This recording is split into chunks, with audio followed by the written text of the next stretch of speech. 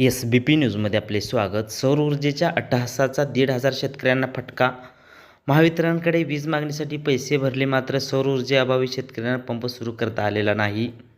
राज्य शासनाने मुख्यमंत्री कृषी सौर पंप योजना आणली. शेतकऱ्यांनी नदीतील पाण्याचा उपसा करण्यासाठी सौर ऊर्जेचा वापर करावा, अन्यथा पाणी घेऊ नये अशी अट घातल्याने जिल्ह्यातील 1,500 शेतकऱ्यांना प्रत्येकी 50,000 ते 1.5-2 लाखांची साधन सामुग्री बसवूनही ऐन उन्हाळ्यात शेतीला पाणीपुरवठा करता येणे मुश्किल झाले आहे. परिणामी शेतकरी हवालदिल झाला आहे. महावितरणकडे वीज मागणीसाठी पैसे भरले, मात्र सौर ऊर्जेअभावी शेतकऱ्यांना पंप सुरू करता आलेला नाही. राज्य शासनाने मुख्यमंत्री कृषी सौर पंप योजना आणली, त्यातून पुरेशी वीज वापरता येईल.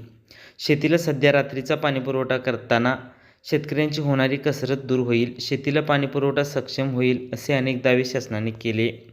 त्यानंतर काही शेतकऱ्यांनी सौर ऊर्जेसाठी, काहींनी नियमित विजेसाठी महावितरणकडे पाठपुरवठा सुरू केला. जिल्ह्यातील शेतीसाठी गावाजवळच्या नदीतून, कालव्यातून पाणी घ्यावे लागते. त्यासाठी शेतकऱ्यांनी नदीवर वीज पंप बसवले. त्यासाठी नदीपासून शेतीपर्यंत 2-3 किलोमीटर अंतराची पाईपलाईन केली.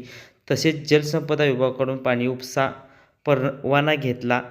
यात जवळपास 50,000 ते 1.5 लाखांचा खर्च झाला. मात्र महावितरणकडे विजेची मागणी केल्यानंतर सौर ऊर्जेवरील वीज मोटर घ्या, सौर पॅनल उभे करावे, तरच पाणीपुरवठ्यासाठी वीज घेता येईल. नियमित वीज महावितरणकडून मिळणार नाही, त्यासाठी वाहिनी मिळणार नाही असे सांगण्यात आले. परिणामी शेतकऱ्यांनी पाईपलाईन टाकली, विद्युत मोटर्स बसवल्या, काहींनी वापरातील मोटर्सची डागडुगी करून घेतली, मात्र वीज मिळत नाही. त्यामुळे शेतीला पाणीपुरवठा करता येत नसल्याने शेतकरी हवालदिल झाला आहेत.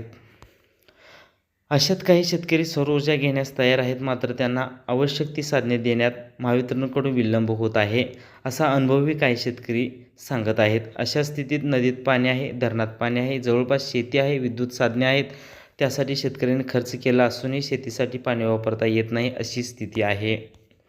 दरम्यान शेतीपंपासाठी सौर ऊर्जेचा वापर करावा असे शासनाचेच धोरण आहे, त्याची अंमलबजावणी होत आहे. त्यामुळे शेतकऱ्यांना सौर ऊर्जेचा वापर करावा लागणार आहे.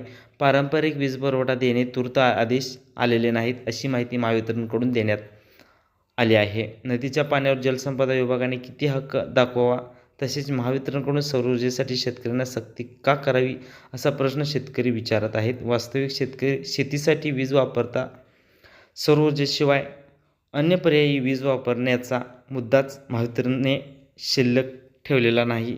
त्यामुळे ज्या शेतकऱ्यांकडून सौर ऊर्जा पॅनल बसवलेले नाहीत अशा शेतकऱ्यांना शेतीला पाणीपुरवठा करता येणे मुश्किल झाले आहे. SBP न्यूज मराठी लाईक करा, शेअर करा, सबस्क्राईब करा.